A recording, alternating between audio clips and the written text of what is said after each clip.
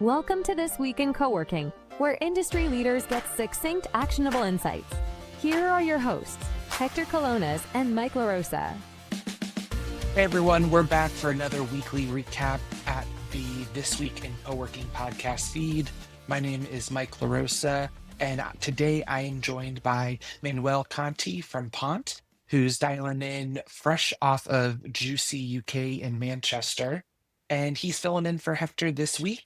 And we've got a bunch of news in the newsletter. Welcome, Manuel. How are you doing? Very well. Thank you. And yes, I'm still a little bit tired after a very good session at Juicy Manchester. It was a blast. Really good. A lot of interesting topics, both in terms of the industry trends, what's happening, technology. So really good. That's awesome. I know industry events are so important for people to connect in real life, besides just online and LinkedIn. We've got a bunch of news to tackle, a couple really great topics.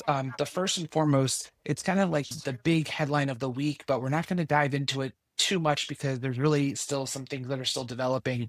But it was announced that Liquid Space has now IWG inventory inclusive of all their different brands, live inventory. And so we haven't gotten confirmed, announcements coming from IWG. And as of a few weeks ago, we noticed that there was also IWG live inventory on Upflex. So obviously the aggregator market is hot. This is something that we've predicted on the podcast thread and over the course of multiple episodes. We're not going to dive into the nitty gritty details. I think Hector's got something working where we can maybe get a few of these parties involved and talk to them directly. But that's kind of the big news item for the week. But there's a couple other really great topics that we wanted to dive into. And with Manuel's background, really kind of have a discussion like we typically do on these weekly recaps. The article that we wanted to start with was Phil Kirschner, big fan of his here at TWIC. Manuel, why don't you take it away and kind of share what jumped out at you, what caught your eye, and we can take it from there. Yes. So I really loved that article, and thanks for This Week in Coworking for pointing it out, because I missed it when it was published. So the concept of permeable coworking actually was created by the CEO of Serendipity Labs. I think it's really important, and I see a really deep connection with what has been discussed all yesterday at Juicy. So I think co-working and the flexible working is not about spaces, it's not about rooms, it's not about walls, and it's really about unlocking the human connections. And I think that is what sometimes we forget. Of course, many companies, they just, follow the price, what is the lowest price, and that's okay. But I think there is a secret and serendipity effect that happens there, and that we should really use that as an important lever for the entire industry and be able to, empower the workforce that is out there. At the same time, I love the article, so I think that there's really important concepts. I also, however, found something that I'm not fully clear about, which is at some point Phil mentioned about, that he makes a sort of parallelism with the companies that are embracing AI, because, he says that the isolation problem, is acute for organization racing to integrate AI. And when you remove the connection, you also lose the innovation. So while I completely agree with the fact that, if you lose connection and, you lose on innovation, I think that the shortcut sale is a company embracing AI may face these things. I do not agree with that sentence. I think that AI is something that personally I'm, see a real opportunity for the entire industry. I'm walking into it not as a fanboy, but with very wide open eyes. But this shortcut, I don't think that it was for me the good one. I actually believe that the opposite is true. So if we are able to use AI not just to generate, silly images or the starter tag of things that are completely pointless, but we use leverage to provide recommendation, do better prediction, anticipate problems with the customers, then the people that working in the co-working, they will spend more time with the humans. And that is the advantage, right? So they will be able to unlock certain connections with the members or between members. So I think that's we should not fear AI because it's something that we still don't fully understand and comprehend, but we should be able to understand what are the challenges with that, but not take that shortcut. So I completely agree with what Phil said about the permeable working, where it's not about walls and spaces, it's about human connection and be able to make sure that companies can work together. I do not agree with the AI shortcuts that is, this is gonna, we're gonna lose connection because we are heads down on the AI bits. Yeah, I couldn't agree more with the points that you made. What I find fascinating about the articles and the work that Phil does is that it's more of an elevated conversation than just the back and forth, return to office, not return to office. Oh, I've absolutely. and it's something that it always strikes me. I'm always most fascinated by these companies that try to determine how to do co-working. I'll never forget there was a cool space in Singapore. It was Mozilla, and they had this extra space in their office, and they decided to open it up to coders in their community. It was all open source, right? And they called it, I think it was called like the front porch strategy, where it was an ability for them to interact with their most loyal or active open source Yeah. developers with those employees. And it's fascinating having worked in the on-demand world with enterprise. It's something that I think sometimes, and this will lead to one of our next topics, fractionality, is it's always this internal push and pull conversation between the, I guess, form versus function, right? Of like how 100%. some companies view that they are distributing office like it's like a widget or whatnot. And then maybe others view it like they're actually offering it as more of like a culture, right? Or the Uh, experience.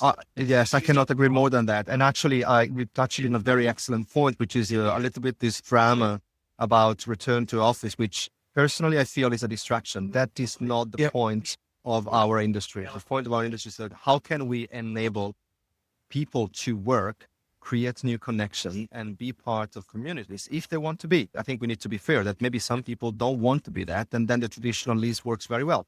Excellent, but then let's not use the drama about return to office as just a sort of punchline or clickbait approach. So yeah, fully agree with you. Yep, and it goes perfectly into our next topic. There was a really great piece that we shared in the newsletter about the fractionality of space and how operators might need to think outside the box of their own model and be a little bit more flexible themselves. Because to that form versus function, there's a lot of companies that say, hey, like, I just want to be most efficient. I only need to meet in person those 2 or 3 days a week.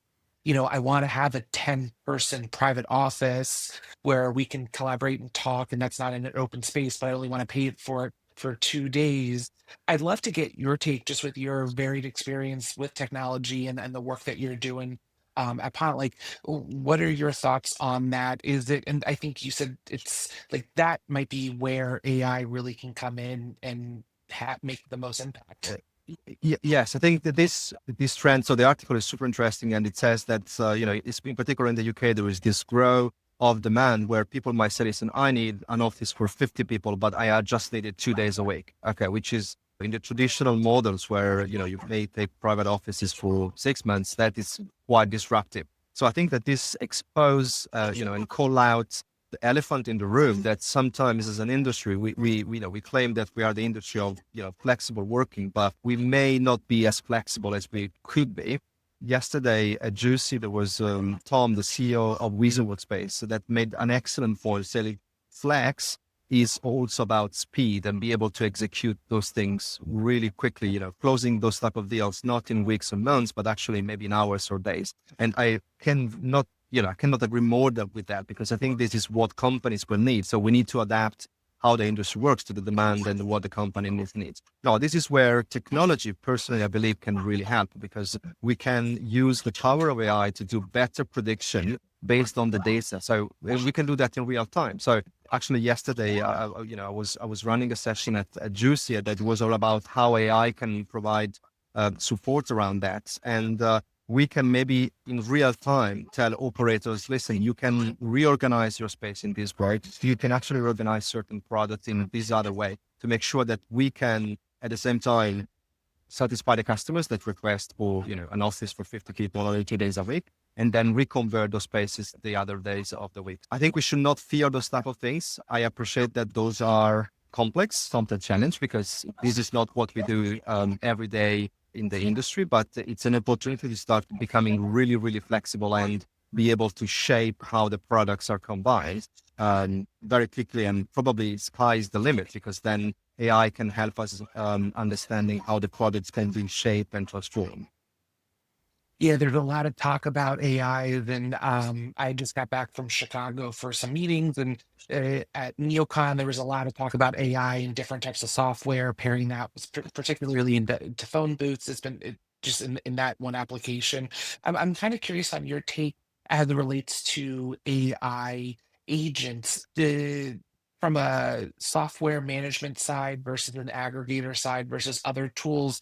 Are these all, each one, do you think needs to have that agent, or will there, I'm trying to figure out where the moat is, right? Because I've been so impressed with some of the offerings that are out there right now that have been successful in helping operators convert faster, because you hit the nail on the head. Flex is a game of speed, right? And it's, someone's looking for an office, they're not going to stop looking for it until they find or they get that proposal back. So Yeah. I'm trying to determine what is a moat around that. Do platforms each have their own agents, or is there, often in the aggregator world, a lot of aggregators think that they want to be like the one that can do it all? Is that where it lands, or is it always going to be a network of these different agents? So I think I don't have a crystal ball, and it's a very good but complex questions. I think that so the competitive advantage of agents, and in particular, now with the launch of MCP, which is the protocol that agents can talk to each other, Yeah. then the real advantage is going to be that agents will be able to talk to other agents. So this would be much easier to make sure that even if they are developed in different systems, they will be able to communicate to each other in complete actions together. I think what I find in what we're doing at PONT, and also talking to operators, talking also to other industry experts, is the AI model or engine that we want to use is very important, of course, because, based on the type of model that you use, you're going to be able to do different things. So we know that, LLM and generatives might not be good for scientific calculation, but they're very good for generation and analysis of data. It's important the way we use the model, but what is going to make the real difference is the data. And not only the data per se, but also how the data will be organized, because the AI will react in different ways to how the data are actually organized. So to try to answer your question, I do not believe that we're going to just have one big platform agent that will solve it all. Like, we don't go all of us to the same restaurants all the time. You may sometimes go to a specific restaurants, you go to the French restaurants, and then you want to go to the Indian restaurant. So I think that based on what you want to do, you will have probably interact with different agents. Now, the technology comes with advantages like the MCP that will be able to have agents talking to each other. I personally believe that we need to encourage more and more to have the quality of the data, standardization of the data, and make sure that we have reliable data, because like in everything, garbage in, garbage out. So if we don't have the right data, we're not going to have the right results, the right prediction. Yeah, no, and it's funny when you mentioned, the garbage in, garbage out. A lot of times, one of the challenges of having these different aggregators or different sales channels, or just no different than certain hotels, right? You show up and what you booked online is not necessarily what you are experiencing, right? Because maybe that photo has not been updated for the last 5 years, or whatnot, right? Garbage in, garbage out. The one of the other topics that we wanted to bring up was this news that Landmark has put all of their UK inventory into FlexGrade's program. FlexGrade's been kind of getting on people's radars over the last couple of months, and people have been talking a lot about how to measure flex. I would love to hear what your take is on this news, and how that plays into everything else that we were talking about with being able to fractionalize it or just access these offices easier. Yeah. Yes. So I think that the move of Landmark is very bold, and is actually the good news. I think it's probably part of the industry that sometimes with the assets, lenders and operators might be protective. So there is no the desire of putting this publicly and make sure that we can share all this information. And I think that this is a move that probably wants to go more into openness and transparency around the data. What I think is important is that, and maybe this can be the next steps, is to be able to have the standardization of those type of data. So having a grade, this could be FlexGrade, or maybe something could be something else could evolve coming from the operators, is be able to have the same type of language that we can speak across the industry. Today, we're chatting earlier. If I'm talking about hot desk, probably I'm doing this in London, we might have 3 different products across different operators. Sometimes, maybe even within the same operators or the same brand, if you are in different cities, you may have different things. So be able to going towards the objective of, okay, let's try to standardize. Let's make sure that we are able to qualify things. And this is, if you take hospitality industry, we have hotel from 1 star, 2 star, 4 star, 5 stars. And this is not a label just for the sake of labeling. It's to make sure, because a certain type of qualification provides certain type of services. And, I'm don't want to take the shortcut of, transforming what FlexGrade is doing into just saying, 1 star, 2 star, or 3 star. That's not the point. But I think that it goes in the right direction, making sure that we can go to have something that, embrace transparency and clarity around the data. It's really exciting to see. I think that something like this in this program, and one of the reasons why I'm so eager for FlexGrade to succeed, is because it really legitimizes, I believe, this component of the real estate industry, much like, to your point, the hotel side. Because, having sold Aggregator and working with a bunch of different operators, these occupiers want to ensure the experience for their employees. So they want to know, how good is the internet? How good are the amenities? For me, I can get away with pretty bare bones.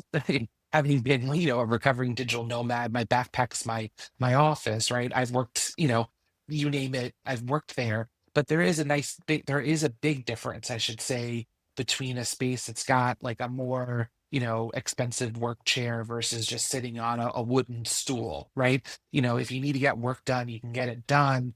But, can you really put in a full 8 hours and be your most productive self? So it just kind of gives people, it's something that DeskPass did that I loved how they categorized it out of respect, because you never want to disrespect anyone's type of space. I mean, I ran a co-working space that had plenty of IKEA chairs that were a little wobbly in their day, but it would give like a vibe check. So it was more of like, hey, this is more of a creative space, or this is more of a professional space, or an executive level polish, space, and that kind of would help direct people to the, what they were looking for. And I, yes, absolutely. And also let's remember that, this is a demand that comes from the users, right? The occupiers require those type of information. So, and be able to be ahead of the game and say, hey, yes, we actually happy to supply our assets to be qualified by an external company that actually checks all of those points. Is, for me, it's a plus, in the list of things, because it shows that there is no problems whatsoever. We're very happy to make sure that our assets are analyzed from a third company. I think that this probably in a few years will be a standard. We'll not even think about how it was before, because we will definitely have this everywhere. Yeah, the one thing that I can't seem to wrap my head around, and I've struggled with it as long as I've been working on, on-demand products, is the definition, right? I mean, I even remember one of my first weeks at JLL, I was trying to advocate for kind of like a glossary of terms, right? What is a hot desk versus what is a private office versus what is, a touchdown room versus what's a board room and whatnot. Where or how do you think like the embrace of a definition comes from? Because that is something that makes co-working so awesome, is unique and creativity and hyper local communities, and it's an ability for community curators to express themselves and their members and the community, it's each other. But at a certain time, you still kind of need to have some type of like, airlines do it, right? They've got certain classes of ticket. Is it an M fare or is it an L fare? And that's kind of, industry will respect all that. Who enforces that? Or not enforces it, but who makes that industry standard? Yeah. So, I mean, I've discussed this a few times, also in a couple of panels last year in London. So I don't know who embraced this, in the airline industry, Amadeus did the job of standardizing all of this. We do not have yet an Amadeus per se in the industry, but not. I think the problem is not technical.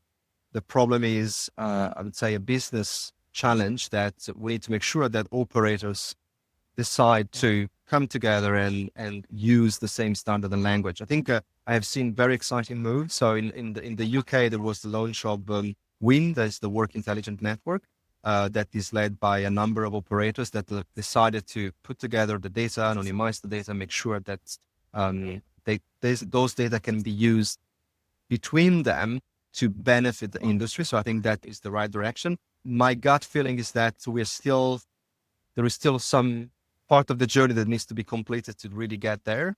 It just personal feedback on talking to people and trying to understand how this works, looking also, all the different platform and operating system that are out there, how they communicate, they work completely different.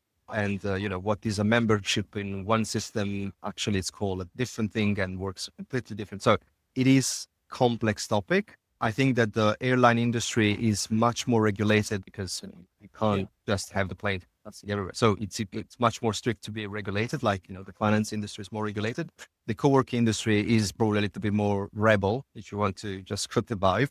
So I think it is, we're not there yet, but something that I believe it's inevitable is that it has to come from the operators, and more players will come on board and it would become a standard over there. I think that is what we need to try probably to look for, operators coming together. Yeah.